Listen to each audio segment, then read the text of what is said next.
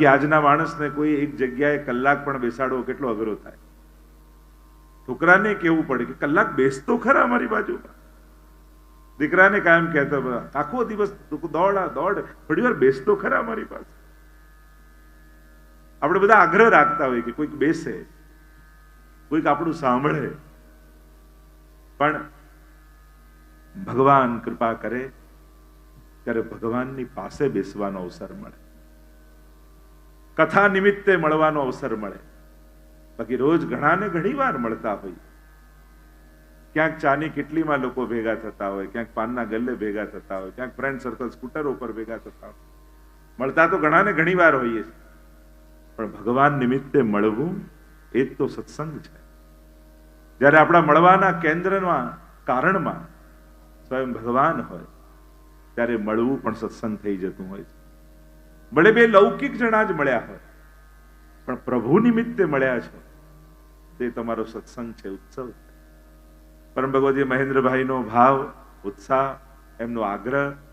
એમ તો વર્ષ પહેલા એમણે મને વાત કહી તો રાખી હતી, જજે એક કથા કરવાની છે આપણી, અને પ્રભુ કૃપાથી આજે તારીખો નક્કી થઈ.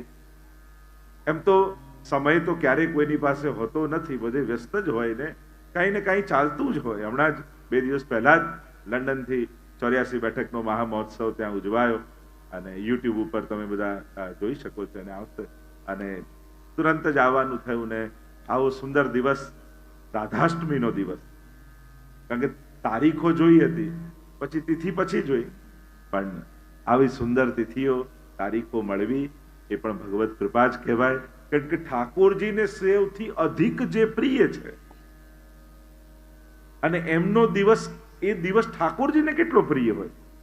જેમ આપણા કોઈ અતિશય પ્રિય વ્યક્તિ હોય ને એનો બર્થડે આવતો હોય તો એ આનંદમાં હોય, એના કરતા વધારે આનંદમાં આપણે હોઈએ, કારણ કે આપણા પ્રિયનો જન્મદિવસ. તેમ જન્માષ્ટમી કરતા પણ ઠાકોરજીને અધિક આનંદ રાધાષ્ટમી હોય છે. અને એમના આનંદનો જ પ્રસાદ આજે આપણે બધા ભેગા મળીને માણી રહ્યા છીએ. વિશેષ આ કથાનું કારણ અમારા મહેન્દ્રભાઈની આત્મીયતા, એમનો સ્નેહ, એમનો આગ્રહ. અને સદાય એમના માટે હું તો હંમેશા કહું છું કે મને ખૂબ આદર છે મહેન્દ્રભાઈ માટે, ખૂબ સ્નેહ છે. અને એમણે જ્યારે વાત કરી કે આ રીતે સત્સંગ કરવો છે, ત્યારે સમય તો જ્યારે આપણા સ્વજનો મળતા હોય ત્યારે ક્યાંકથી ને ક્યાંકથી સમય તો મળી જ જતો હોય છે, અને પ્રભુ જ એ ગોઠવી આપતા હોય છે.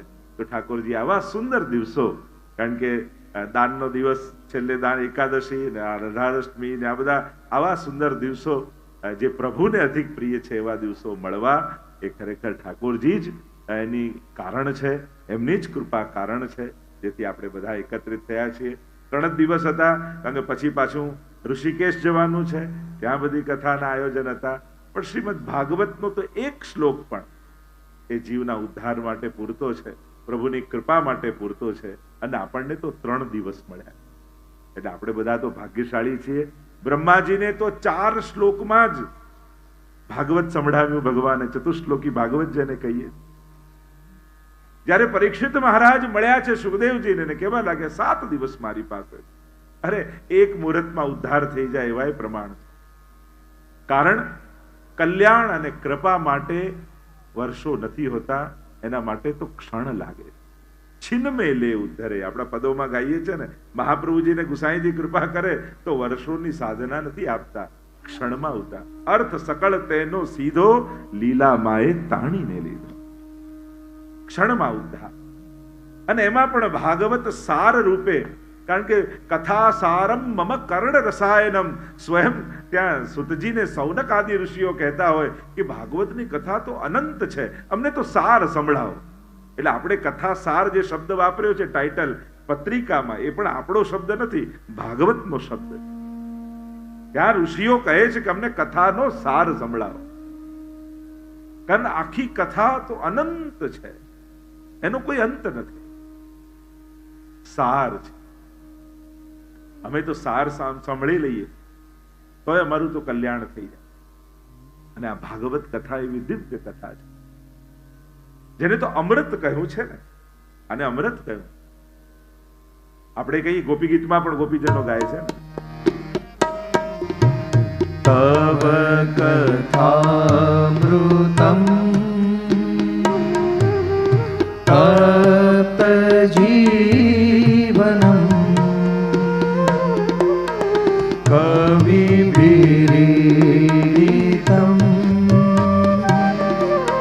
कल्मषापहम्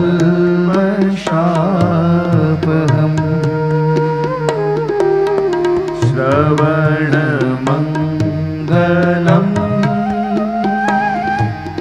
श्रीमदाततम्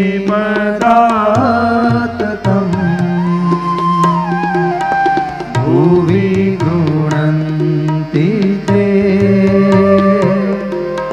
भूरिदा जना। कार्य मेरे साथ। ओ श्रीनाथ जी आवजो तमे वाट जोई रहा क्यारना में। गोपियां भी कहती हैं तव कथामृतम, ये अमृत है પણ આને પીવાનું નથી, આ કથામૃતને સાંભળવાનું નથી, પાન કરવાનું. પેલા અમૃત નીકળ્યું સ્વર્ગનું ત્યારે તો સૌથી પહેલા વિષ નીકળ્યું હતું, કેટલી વસ્તુઓ નીકળીને છેલ્લે અમૃત મળી. અને અહીંયા તો નક્કી કરો પીવાનું, ત્યારથી અમૃત અમૃત અમૃત જ હોય. જ્યારથી કથા આપણી નક્કી થાય એટલે બસ ભગવત ચર્ચા, કથાની ચર્ચા, એના આયોજનની ચર્ચા, સતત એ જ ભગવતમય રહેવાય છે. જ્યારે ભગવાનનું કોઈ કાર્ય ઉપાડો ને નક્કી કરો છો ને કરવાનું, નક્કી કરો ત્યારથી ભગવતમય રહેવાય. કારણ કે પછી તમારા ચર્ચાના કેન્દ્રમાં એ કથા આવી જાય. વિચાર એમ થાય આને અમૃત કહો છો તો પછી પરીક્ષિત મહારાજનું મૃત્યુ કેમ થયું? ખરેખર તો જે અમૃત પી લે તો અમર થઈ જાય, એનું મૃત્યુ ના થાય. પછી એનું મૃત્યુ કેમ થયું? તો કે આ કથામૃત એ મૃત્યુને રોકતું નથી, પણ અમરત્વનું ભાન કરાવે. કોનું મૃત્યુ થશે અને કોણ અમર છે એનો વિવેક જ્યારે સમજાઈ જાય ને એટલે મૃત્યુનો ભય સમાપ્ત થઈ જાય. માણસને ડર એ છે કે હું મરવાનો. ભાગવત તમને સમજાવશે જન્મ્યું એ જવાનું, તું તો અમર છું. અને જ્યારે અમરત્વનું ભાન થઈ જાય, વિચાર કરો કોઈ વ્યક્તિ સૂતો હોય અને ઊંઘમાં સ્વપ્નમાં એને એમ લાગે કે કેદખાનામાં છે, જેલમાં છે, તો એને જેલમાંથી મુક્ત થવા શું કરવાનું? સ્વપ્નમાં તાળું તોડે, જાળી તોડે, મુક્ત થવા શું કરવાનું? જાગી જવાનું. જાગી જાય એટલે સમજાઈ જાય કે હું તો મુક્ત જ છું. એ તો નિંદ્રામાં બંધન હતું, અને નિંદ્રામાં તોડેલું તાળું પણ બંધનમાંથી મુક્ત ક્યાં કરવાનું? ભાગવાનો ભય રહેવાનું, પકડાઈ જવાનો ભય રહેવાનો. ઉપાય એક જ છે, જાગી જવું. આ ભાગવત અમરત્વનો અહેસાસ કરાવે છે. અને જે ક્ષણે મનુષ્યને એ સમજાઈ જાય મરનારો કોઈ ઓર છે, હું તો શાશ્વત છું, હું તો ચિરંજીવી છું. ગીતાજીના એ વચનો યાદ આવી જાય, વાસાંસી જીર્ણાની યથા વિહાય નવાની ગૃહણાતિ નરો પરાણી. બસ એ તો જેમ વસ્ત્ર બદલવા, જેમ પાન ખરે ને નવા ઉગી જાય. ભાગવતની કળા જ એ છે, ભાગવતનું અમૃતત્વ એ છે જે તમને અમરત્વનો અહેસાસ કરાવે છે. જન્મ્યા અને મર્યા અને આ તો બધા સ્વપ્નો શાસ્ત્રોએ કહ્યા છે. અને સ્વપ્નમાંથી જ્યારે માણસ જાગી જાય છે, જો દુઃખનું સપનું જોતા હો અને જાગી જાઓ તો સુખ થાય, પણ સુખનું સપનું જોતા હો અને જાગી જાઓ તો દુઃખ થાય. અને એમ થાય અરે રાજા બની ગયા હતા સ્વપ્નમાં, આમ હતું આમ હતું, ખોટા વહેલા જાગી ગયા. કેટલી મજા આવતી. અને દુઃખનું સપનું ચાલતું હોય, ચારે બાજુ દુઃખ છે, કેદ છે, આમ છે આમ છે આમ, અને કોઈ જગાડી દે, હા સાચું નથી. બસ મૂળ વાત તો જીવનની એક છે, આ જન્મવું, મરવું, રોગ, ભય, આ સંબંધ, બંધન, આ બધા સ્વપ્ન જ છે જેને કારણે દુઃખો છે. અને દુઃખનું સ્વપ્ન એ જીવન છે. અને જ્યારે એ સ્વપ્નમાંથી ભાગવત તમને જગાડી દે છે, પછી દુઃખી થવાનો કોઈ ઉપાય રહેતો નથી. કારણ કે શાશ્વત આનંદ રૂપ જે જીવાત્મા છે એને જ્યારે એના આત્મત્વનો અહેસાસ થઈ જાય પછી એને દુઃખી કરવાનો કોઈ ઉપાય રહેતો નથી.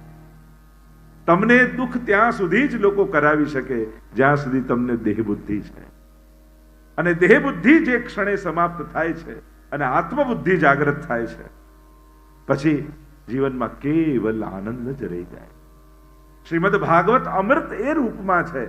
પરીક્ષિત મહારાજને મૃત્યુ થયું, પણ મૃત્યુનો ભય નથી, ચિંતા નથી, ખેદ નથી, કારણ કે અમરત્વનો અહેસાસ છે.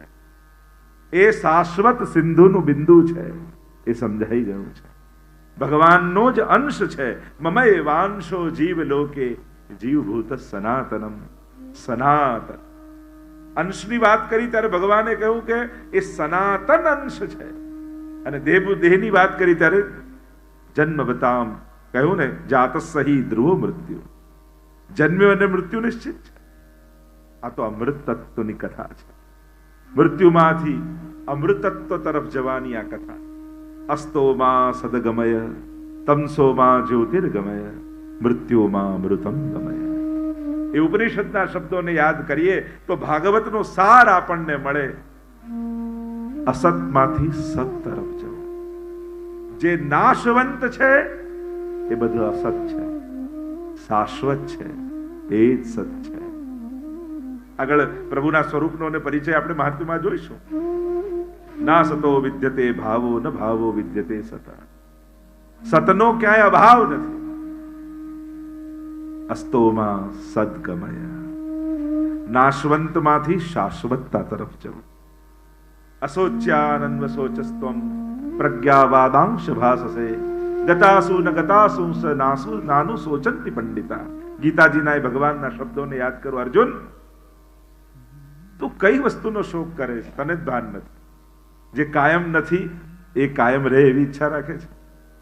અરે નાશવંત વસ્તુનો, કારણ કે તારા બેનો મેળ કાયમ રહેવાનો નથી. કાં વસ્તુ જતી રહેશે, કાં તું જતો રહેશે. કારણ કે તમે બંને નાશવંત છો.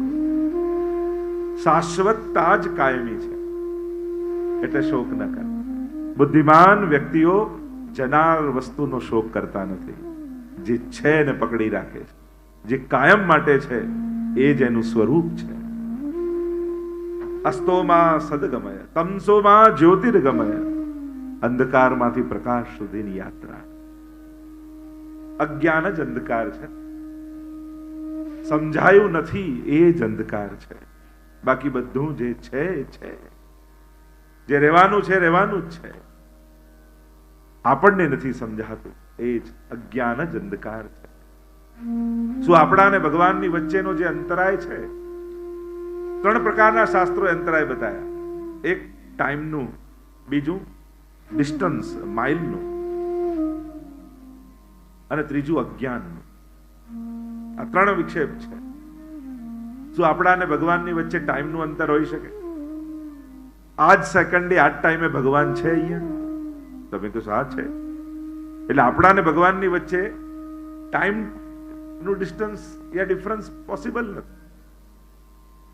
કે આટલા 1000 વર્ષ પહેલા ભગવાન હતા ને આજે નથી, કોઈ એવું કહી શકે? આજે છે ને આપણે છે. અચ્છા, તો માઇલનું ડિસ્ટન્સ વ્રજમાં છે ઠાકોરજી ને અહીંયા નથી, એવું થઈ શકે? કે 1000 કિલોમીટરનું અંતર છે, એવું કોઈ કહી શકે? ના, અહીંયા છે. તો કેમ અહેસાસ નથી? કેમ અનુભવ નથી? તો કે અજ્ઞાનનો અંતરાય છે. ટોર્ચ બાજુમાં જ પડી હોય, લાઈટ જતી રહી હોય અને આપણે હાથ ફેરવીએ દેખાતું ન હોય, આપણે કે આ રૂમમાં ટોર્ચ જ નથી. અરે સામે જ પડી હતી, અંધારું હતું એટલે દેખાતું નહોતું.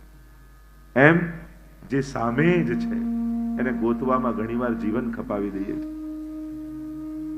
ઈશ્વર આપણાથી, જેમ પાણી, શાસ્ત્ર એમ કહે પાણીમાં રહેલી માછલી, સમુદ્રમાં રહેલી માછલી, કોઈને પૂછે આ સમુદ્ર વિશે બહુ સાંભળ્યું છે, ક્યાં હશે? અરે તું એની અંદર જ છો. તારાથી એ જુદું નથી, અળગું નથી.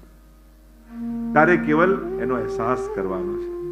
અને જે દિવસ એ વિરાટતાનો અહેસાસ મનુષ્યને થઈ જાય એ જ ક્ષણે એની અલ્પતા સમાપ્ત થઈ જતી હોય છે. અલ્પ ત્યાં સુધી જ છીએ જ્યાં સુધી આપણે આપણી દિવાલો નક્કી કરેલી. આ ઘડો દેહરૂપી છે, આપણે લાગે આપણે આટલામાં છીએ, આપણે આટલા જ છીએ, એ જ આપણી દિવાલો છે.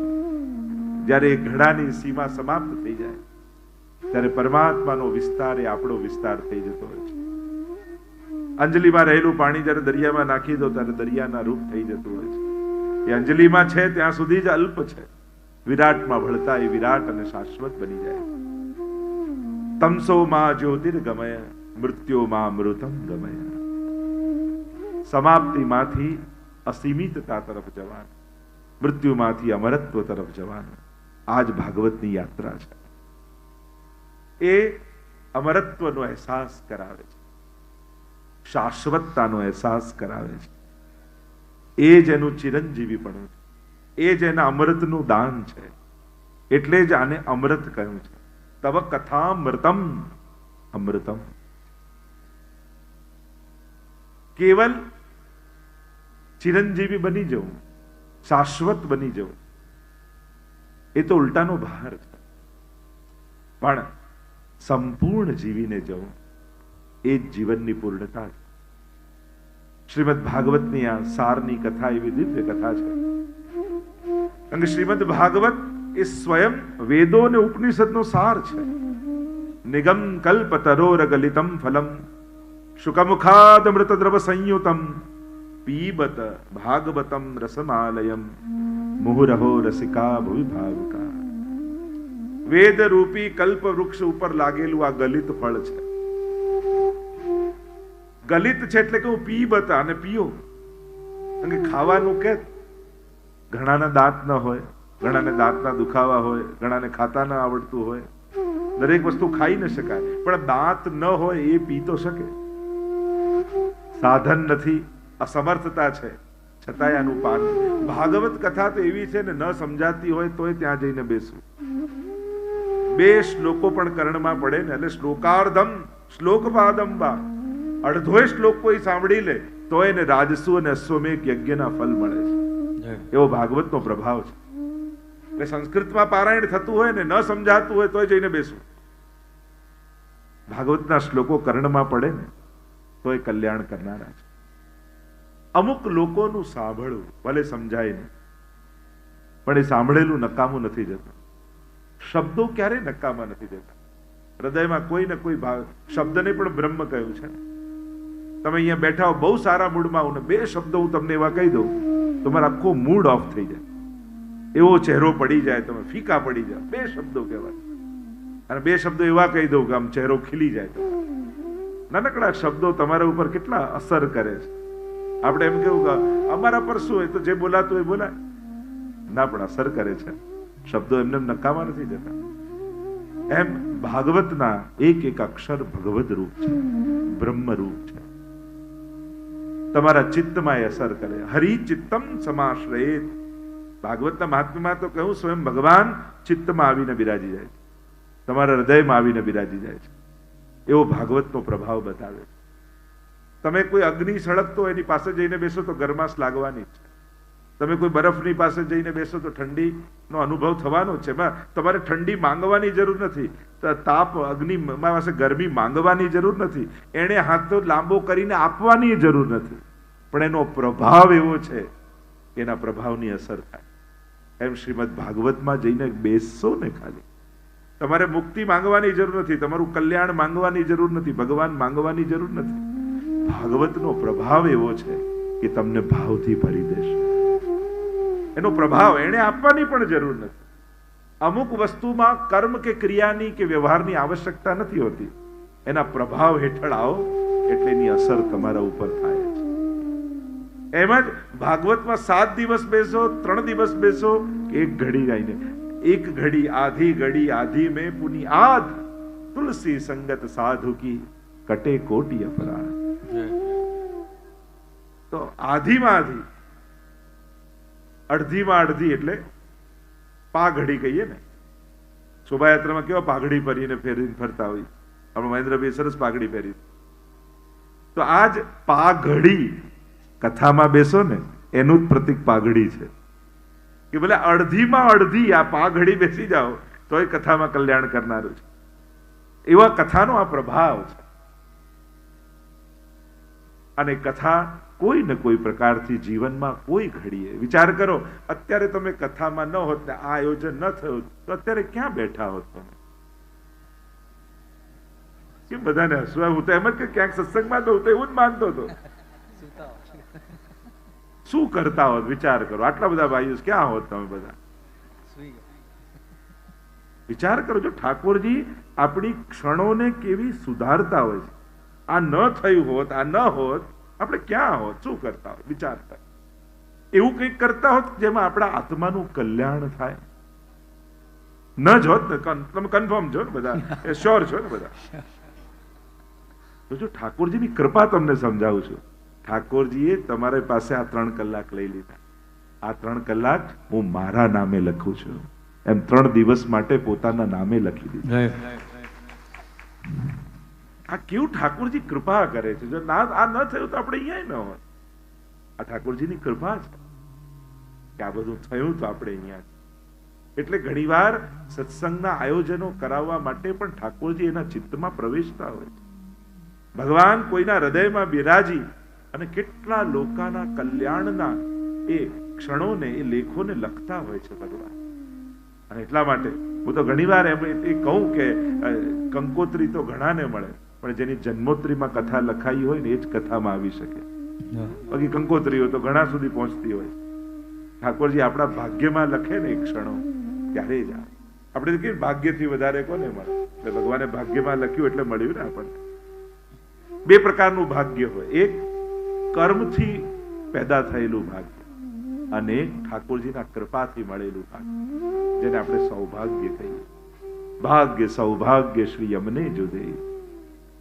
આ રાધાજી રાધાષ્ટમીના દિવસે આપણા ભાગ્યમાં સત્સંગ ઠાકોરજીએ લખ્યો. તો આ કૃપા જ છે.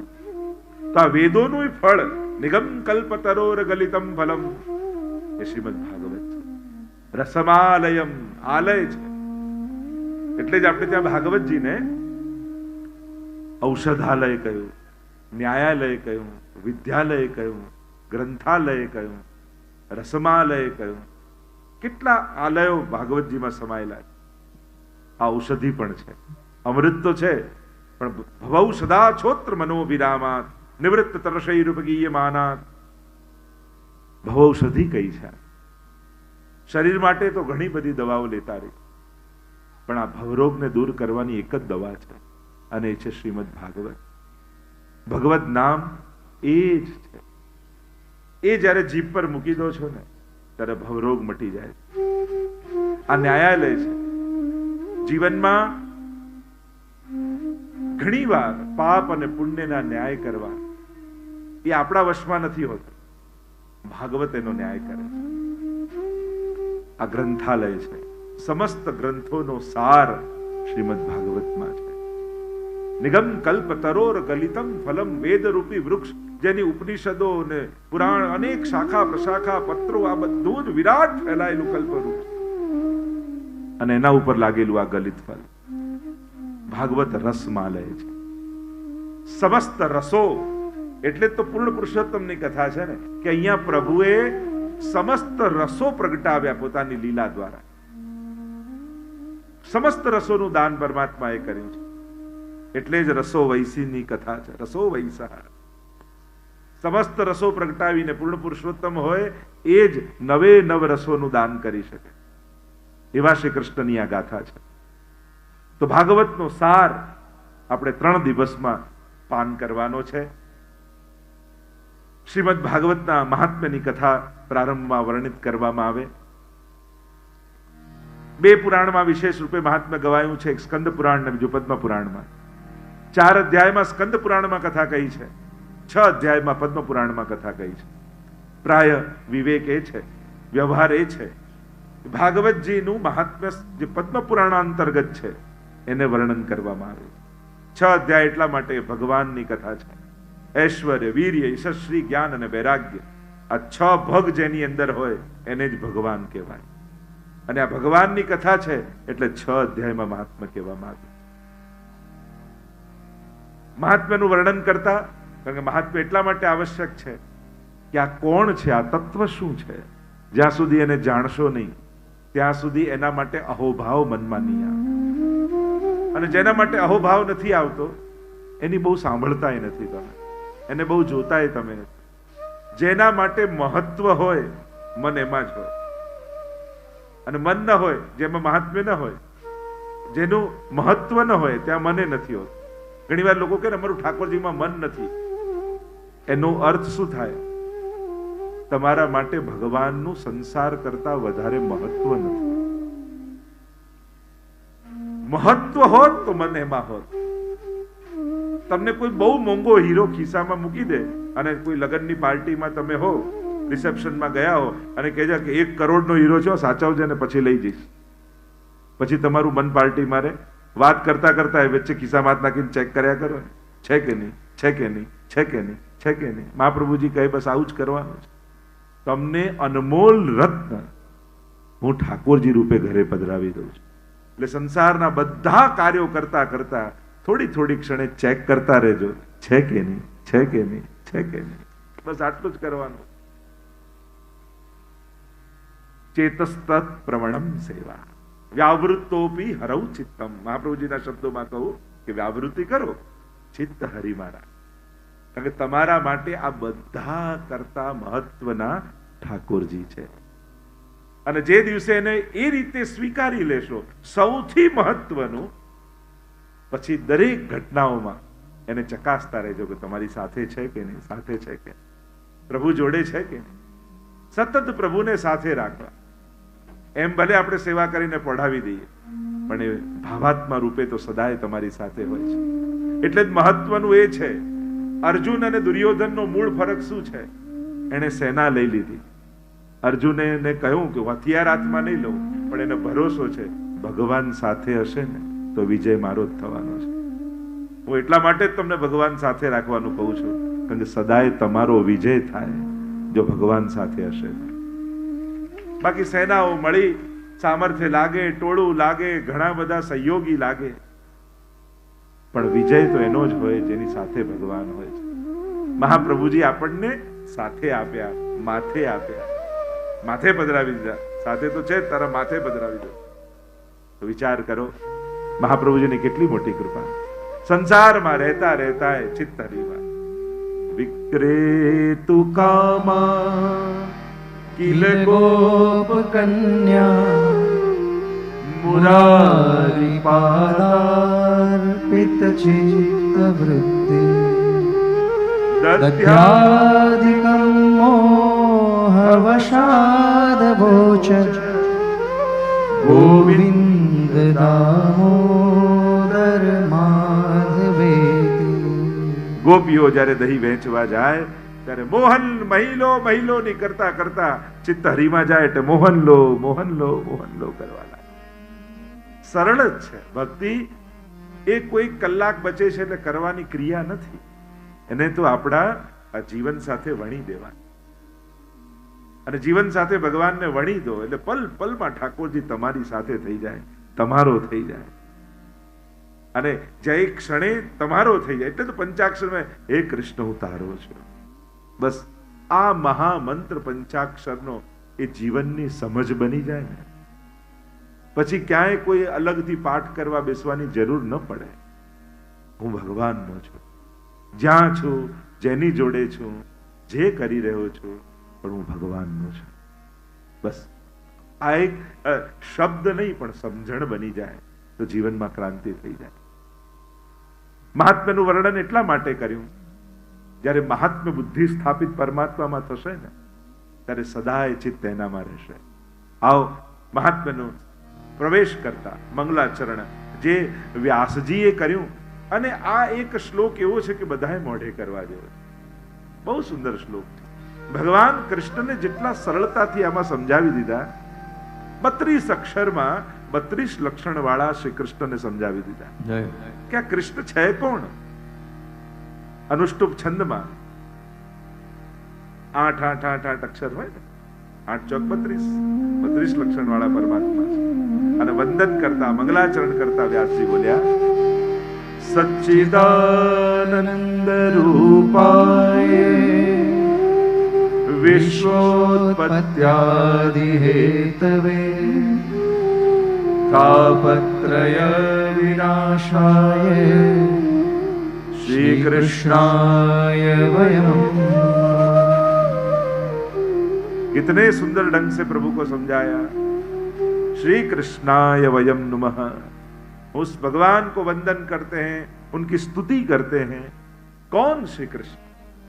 सच्चिदानंद रूपाय, जो सच्चिदानंद रूप है, सत चित और आनंद रूप। प्रभुना स्वरूप, सामर्थ्य અને સ્વભાવ ત્રણેયને સમજાવી, આકૃતિ, પ્રકૃતિ અને કૃતિ ત્રણેયને સમજાવી ત્રણ રીતે। કેવા છે પરમાત્મા? કોણ છે પરમાત્મા?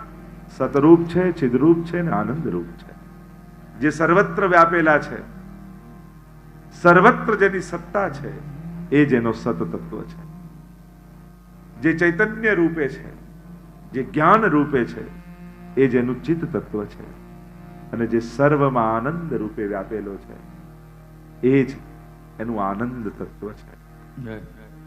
સુખ રૂપે નથી, આનંદ રૂપે છે।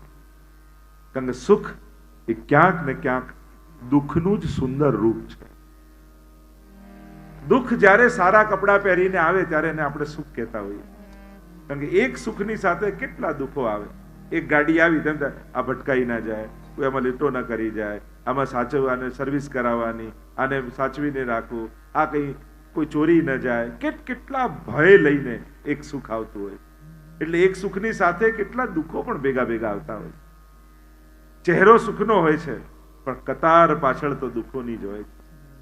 પણ આનંદ એવું તત્વ છે જે મૂળ પરમાત્માનું સ્વરૂપ છે, જેને પામ્યા પછી ગુમાવવાનો ભય નથી, જે કેટલા સમય સુધી રહેશે ને બીક નથી, જે શાશ્વત છે, જે અવિકૃત છે, જે અખંડ છે, એ જ આનંદ તત્વ છે, એ જ કૃષ્ણ છે। કૃષ્ણને આનંદ રૂપ જ કહ્યા। કૃષ્ણને પામ્યા એટલે આનંદને પામ્યા। તમે જ્યારે કોઈ ઉત્સવમાં આનંદ પામીને જાઓ છો, જ્યારે તમે કથામાં આનંદ પામીને જાઓ છો, એટલે કે તમે કૃષ્ણ પામીને જઈ રહ્યા છો। એને કૃષ્ણ રૂપ, કૃષ્ણનું જ બીજું નામ આનંદ છે, કૃષ્ણનું જ બીજું નામ રસ છે, કૃષ્ણનું જ બીજું નામ પ્રેમ છે। એવો આનંદ જેમાં કોઈ વિકાર ન હોય, એ જ કૃષ્ણ છે। એવો પ્રેમ જેમાં કોઈ વિકાર ન હોય, અને પ્રેમનું સુપ્રીમ પ્યોરિફાઈડ થયેલું સુંદર સ્વરૂપ, એ જ કૃષ્ણ છે। કૃષ્ણ તત્વને જ્યારે તમે સમજો છો, ત્યારે શાસ્ત્રોમાં અનેક નામોથી એને ઓળખાયો છે। એ આનંદ રૂપ છે। લઈને મળે સુખ, આપીને મળે આનંદ છે। દેહના અનુભવથી જે થાય સુખ, અને આત્માના અનુભવથી થાય જે આનંદ છે। અમુક જીવનમાં મળેલા આનંદો આપણને લાગે આ દેહ સંબંધી નથી, આત્મા સંબંધી છે। કથામાં બેઠા આપણે કાંઈ ન કરતા હોઈએ, સાંભળતા પણ એ આનંદરૂપ પરમાત્મા કેવો આપણા હૃદયમાં પ્રવેશ કરી જાય। એમ લાગે કે પરમાત્માએ આ લાંબો હાથ કરીને મારા માથે હાથ મૂક્યો હોય, એવી હૂંફનો અહેસાસ કથામાં બેઠા પછી આપણને થાય।